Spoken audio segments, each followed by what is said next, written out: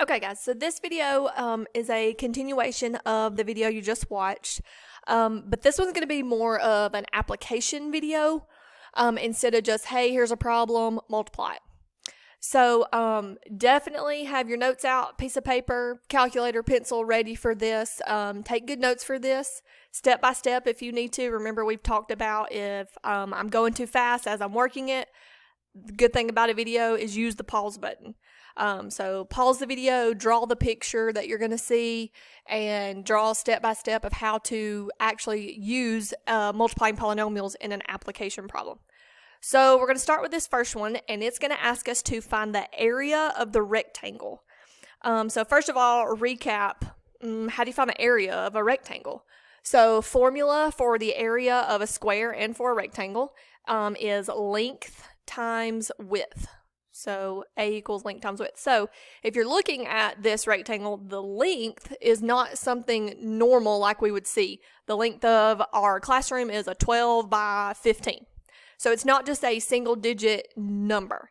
It is this time a binomial. So if my length is 2x plus 3 and my width is x minus 3, if I'm wanting to find the area of this guy, that means I have to multiply the length times the width. So basically, it's just the same exact thing that we did in the last video. You just have to a little bit remember, how do I find area? So here we go.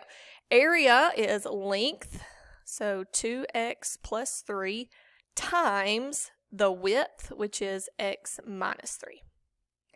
All right, so from our last video, we learned all you have to do for multiplying polynomials is distributive property. So we are fixing to take the very first term, which is 2x, and we're going to multiply it here. So 2x times x is 2x squared. Remember, there's a 2 times a understood 1 here. So 2 times 1 is 2. And then x times x gets me x squared. Then we have to take 2x and bring him to the negative 3. Don't forget the negative. So 2x times negative 3, we have a 2 times negative 3 is negative 6, and then x times, that guy doesn't have an x, so he just stays x. All right, then we have to come and use the one we haven't touched yet, which is 3. So take our 3 times x would be 3x, because 3 times that understood 1, 3 times 1 is 3, and then there's no other x's, and then 3 times negative 3 would be negative 9. All right, so next thing we look for is like terms, and x squareds, I have no other x squared, so he's going to stay the same. X, I do have another x, so I have a negative 6x and a positive 3x. So when I combine those together, remember combine means to add together. I have a negative 6 plus 3 is going to give me negative 3 and then x. One thing I do want to point out, notice that these exponents are not changing. 6x, 3x, it becomes negative 3x. This exponent does not change. The only time an exponent is going to change is when you are multiplying. X times x became x squared. So remember, when you're combining like terms, do not change exponents. And then, of course, your constant is left, so minus 9. So even though it's definitely a funky answer to the question, find the area of the rectangle is this weird looking thing, that's okay. It wasn't a definite number to begin with. It wasn't a 12 by 14. It was a binomial times a binomial. So of course, its answer should look funky like this. Okay.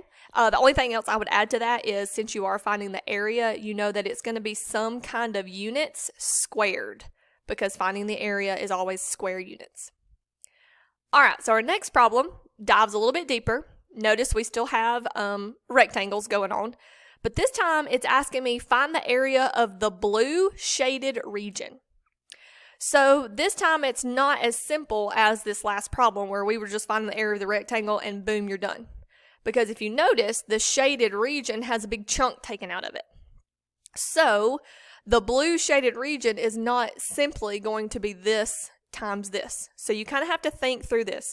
Okay, if I only want the area of the blue part, there's this big white rectangle that's in my way. Well, if I could find the area of this whole rectangle here and then take out this white part, then I would have the area of the blue region. So you actually have about 3 steps on this guy. You first got to find the area of this whole rectangle. Then you've got to find the area of this little white rectangle. And then the whole goal here is I only want to find the area of the blue. So I would take the area of this whole rectangle and then I would subtract, which is what we did last week, the area of the little white rectangle. And then what would be left is the area of the blue. So this comes into handy when you're trying to carpet a room. If you're trying to figure out, okay, how many square feet of carpet do I need to put in this bedroom or this kitchen? Say it's a kitchen, but I have an island in the middle of my kitchen. So we'll change carpet to hardwood. If I was putting hardwood down in my kitchen, but obviously I'm not going to have hardwood here because I have a counter or an island there in the middle of my kitchen, I don't need to buy, it's not necessary for me to buy hardwood for this whole rectangle when I'm not going to need it for this piece. So this is where this problem comes into play. Okay, so let's get started. So what we're going to do first is we're going to find the area of this big rectangle. So area, remember, is length times width. So I'm going to be doing 5x times 3x plus 2. Okay, so I took the whole big rectangle, finding the area, length times width, so 5x times 3x plus 2. So here we go. If I find the area, multiplying, I am taking 5x, which is a monomial, times 3x, which gets me 15x squared.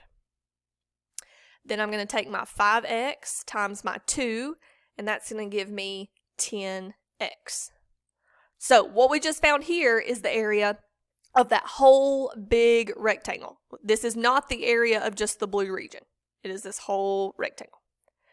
Okay, so that was first. So remember earlier I was talking about you may want to pause the video or write down the steps. So here's step 1. Find the area of the whole big rectangle. Okay, so step 2 would be I need to find the area of the little white rectangle, the one that is not shaded. Same rule, area is length times width. So length and width, so I have x times 5x minus 2. Okay, real quick before I solve this one, I want to point something out. If you notice back on the first problem we just did, when I wrote the length and the width, I put them both in parentheses. Okay, when I just worked. Okay, sorry guys, obviously y'all can hear Copper in the background. Teaching is definitely not easy with a 2-year-old. So let's retry that. Alright, so we've got x times 5x is 5x squared. X times negative 2 is negative 2x. This is the area of the little white rectangle. This guy is the area of the whole rectangle. So what we're going to find now is the answer to find the area of the blue shaded region. So only this blue part.